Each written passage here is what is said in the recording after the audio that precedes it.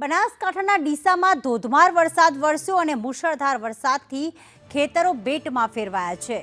ડીસા શહેરના અનેક વિસ્તારો પાણીમાં ગરકાવ થઈ ગયા છે। બનાસકાંઠા ડીસા પંથકની વાત કરી કે જ્યાં 3 કલાકની અંદર મુશળધાર વરસાદ વરસ્યો અને વહેલી પરોઢે ધોધમાર વરસાદની શરૂઆત થતાં ખેતરો બેટમાં ફેરવાઈ ગયા હતા। સિઝનનો સૌથી વધુ વરસાદ વરસ્યો છે અને અનેક વિસ્તારમાં પાણી ભરાઈ ગયા છે।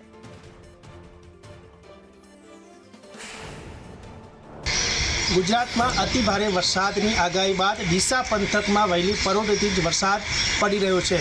ખાસ કરીને આ સિઝનનો સૌથી પહેલો વરસાદ કહી શકાય છે કે આ સિઝનનો સૌથી વધુ વરસાદ એટલે કે પ્રથમ ચોમાસાની શરૂઆત હાલ ડીસા પંથકમાં શરૂ થઈ ચૂકી છે। તમે જોઈ શકો છો કે આ આસપાસના જે ખેતરો છે ડીસા પંથકના ત્યાં ખેતરો અત્યારે જળબંબાકાર સ્થિતિમાં એટલે કે તળાવ જેવી સ્થિતિમાં સર્જાઈ પામ્યા છે। વહેલી પરોઢે 4 વાગ્યાથી જે વરસાદ છે ધોધમાર વરસાદ પડી રહ્યો છે। ડીસા પંથકના અનેક વિસ્તારોની અંદર પાણી ભરાઈ ગયા છે। અનેક રસ્તાઓ જે છે તે બ્લોક થઈ જવાના કારણે વાહન વ્યવહાર પણ ઠપ થઈ ગયો છે।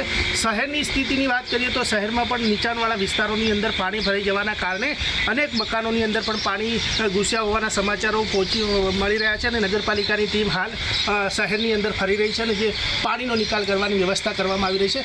આમ સિઝનનો પ્રથમ વરસાદ હાલ એટલે કે ચોમાસાની શરૂઆત ડીસા પંથકમાં શરૂ થઈ ચૂકી છે અને પહેલો વરસાદ જ ધોધમાર વરસાદની શરૂઆત થઈ ચૂકી છે। આ બેટિંગદાર વરસાદના કારણે અનેક વિસ્તારોની અંદર પાણી ભરાયા છે। જોકે આ વખતે છેલ્લા 15 દિવસથી વરસાદ પડવાના કારણે જે ખેડૂતોની જે ઉનાળાની સિઝનની જે મગફળી હતી એ પણ લઈ શક્યા નથી એટલે 15 દિવસથી ખેડૂતોના ખેતરોની અંદર હાલ મગફળીનું વાવેતર છે એ પણ બગડી રહ્યું છે।